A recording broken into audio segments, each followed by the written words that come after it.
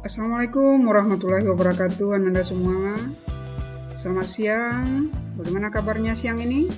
Ibu berharap walaupun siang ini lumayan terik, tetapi tidak membuat kendor semangatnya untuk belajar ya. Jadi baik bertemu lagi dengan Ibu di dalam mata pelajaran biologi. Hari ini kita akan membahas materi bioteknologi. Namun sebelum kita mulai pembelajaran, sebaiknya kita berdoa terlebih dahulu. Semoga pembelajaran kita hari ini diberkahi oleh Allah Subhanahu wa taala. Berdoa mulai.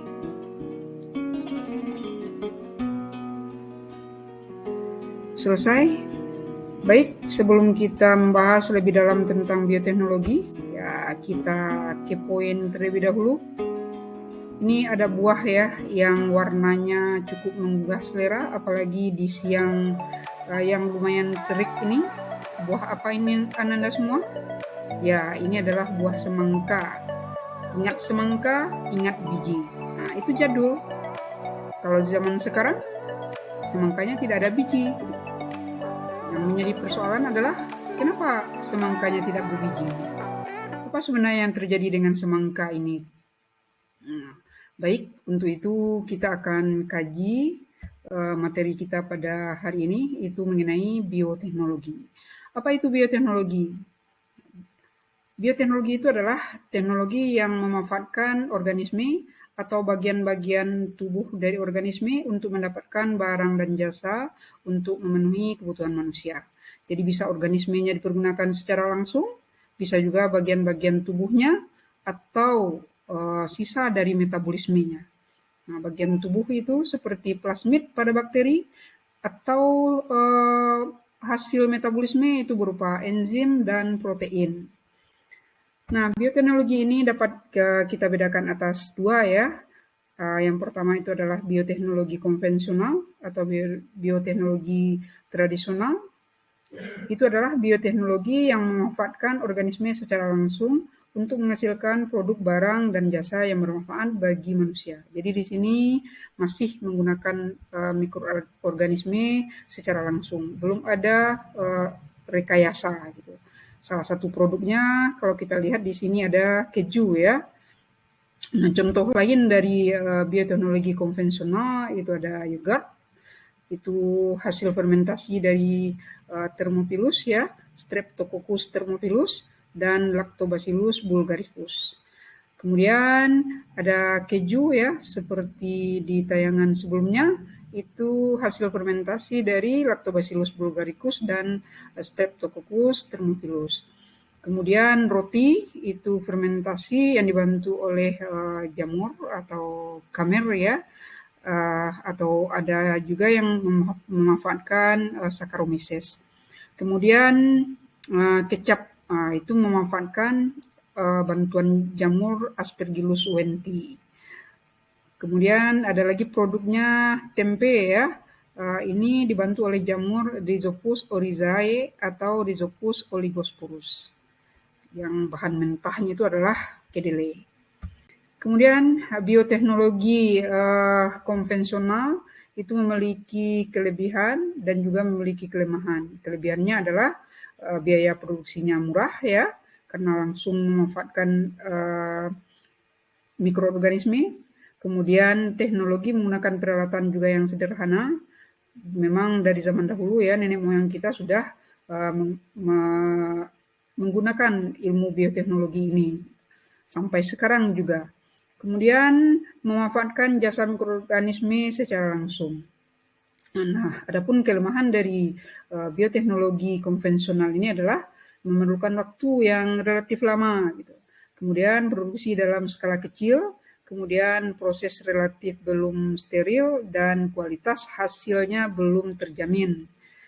Nah, seiring dengan perkembangan bioteknologi dan ilmu pengetahuan dan teknologi, bioteknologi juga berkembang.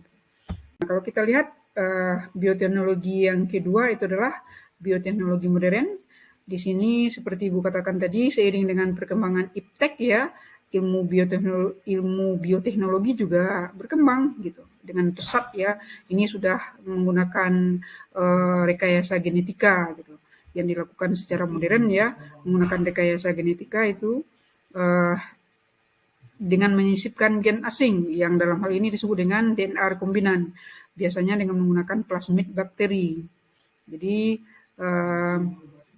dihasilkan nanti individu baru yang sifatnya berbeda ya, yang tidak dimiliki oleh individu sebelumnya. Tentu dalam hal ini manusia itu memperlakukan materi genetik untuk menghasilkan individu baru itu yang sesuai dengan keinginannya, sesuai dengan kebutuhan umat manusia. Nah, contoh dari bioteknologi modern itu ada tanaman dan hewan transgenik. Nah, itu dihasilkan melalui rekayasa genetika ya, dengan mengutak-atik materi genetik.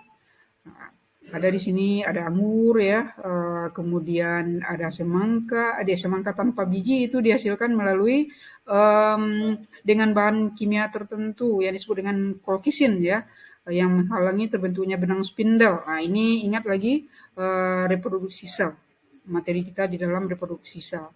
Tapi kalau transgenik itu lebih ke rekayasa genetika. Nah, kemudian ada kultur jaringan. Ini dilakukan untuk tumbuhan. Bagaimana membudidayakan tumbuhan dalam jumlah yang banyak dalam waktu yang relatif singkat itu dilakukan dengan kultur jaringan. Salah satu itu yang sering kita lihat adalah sawit. Nah, kemudian berikutnya ada cloning. Ini disebut juga dengan transplantasi ya, atau pencengkokan nukleus. Ini dilakukan pada hewan ya, yang dalam sejarah perkembangan bioteknologi modern ya, domba doli itu salah satu contoh hasil dari bioteknologi modern melalui teknik cloning.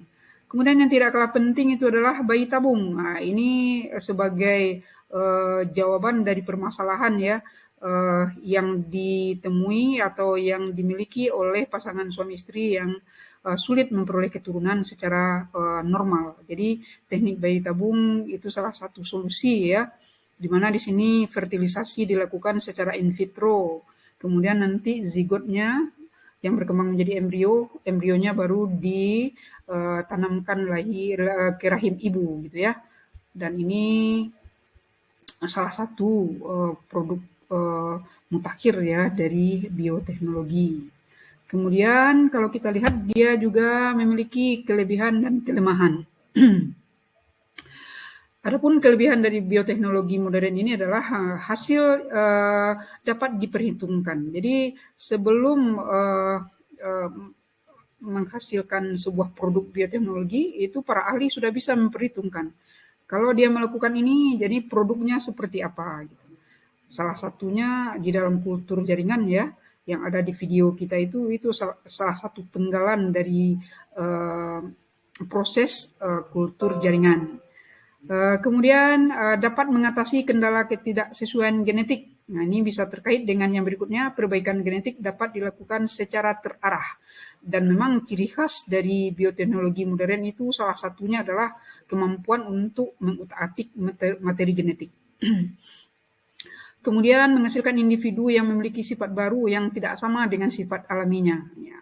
Sifat alami yang terbentuk tentu saja sesuai dengan keinginan manusia. Dalam hal ini tentu untuk meningkatkan kualitas hidup dari manusia itu sendiri. Nah, adapun kelemahan dari bioteknologi modern ini adalah biaya produksi relatif mahal ya, karena teknologinya canggih gitu. Ada kaitan dengan poin D itu.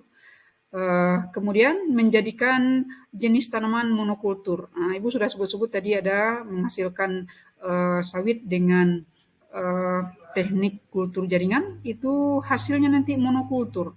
Dihasilkan hanya satu jenis tanaman saja. Gitu.